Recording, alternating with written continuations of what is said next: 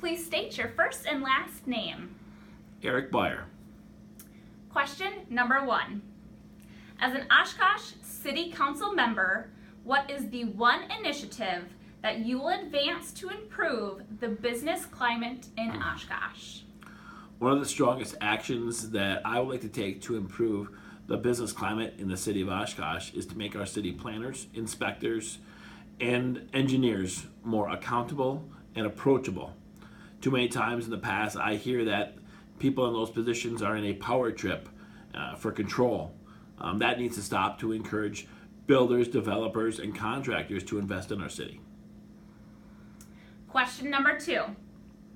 The City of Oshkosh 2017 operating budget that was adopted by the City Council included a 5.7% property tax rate increase. Do you believe this is an appropriate tax increase? Taxes are unavoidable. They will go up as all things do. I do not believe raising them 6% is either fair or justified. The way I see it, that the shortcomings in this budget were as a result of poor long-term financial planning. This is a compelling reason to remove the current members of the council as their long-term vision has not made any progress in the immediate or future. Question number 3. It appears that the City of Oshkosh is planning to balance its operating budget through the use of fees, in addition to property tax levy increases. Over the past several months, the City of Oshkosh has either adopted or is considering establishing a fee for rental inspections, special events, youth baseball diamonds usage, and vehicle registration. Do you support the establishment of fees to balance the city's operating budget? No, I do not support the introduction of fees to balance the city operating budget. There are 2 ways to get out of debt: raise taxes and cut spending. As a small business owner here in Oshkosh, I start for looking for ways that I can cut my spending before I have to raise my prices. And I believe the city should consider doing the same thing. Question number 4. The Oshkosh City Council has had discussion about adopting a city-wide wheel tax. A wheel tax is a charge tacked on to the $75 annual registration fee for vehicles 8,000 pounds or less, or most personal vehicles. As a member of the Oshkosh City Council, would you support the creation of a wheel tax?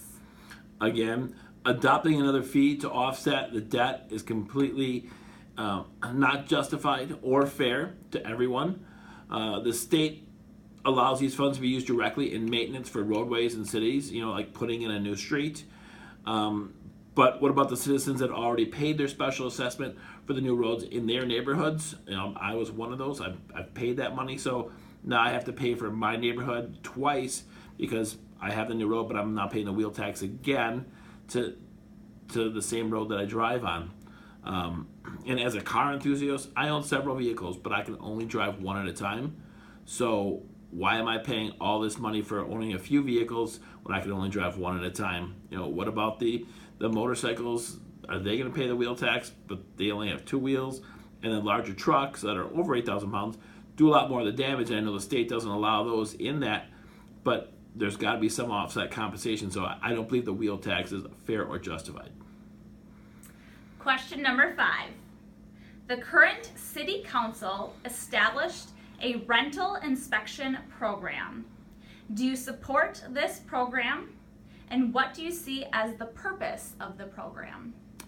No, I believe the program is completely flawed in many ways in its current format.